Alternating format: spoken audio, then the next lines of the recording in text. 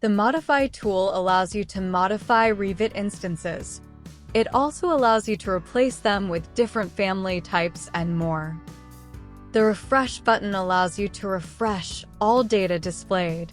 Load Type button allows you to manually load Revit family types from the library folders.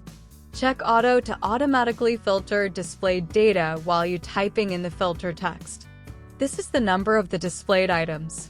The search allows you to type in part or whole item name as a filter. Press Enter when finished if Auto is not checked.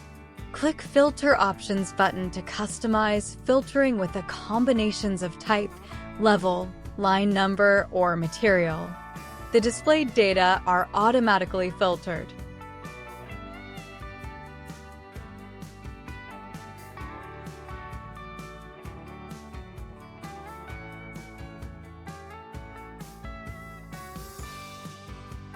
When you right-click on any selected items, a drop-down menu appears where you apply many commands as shown.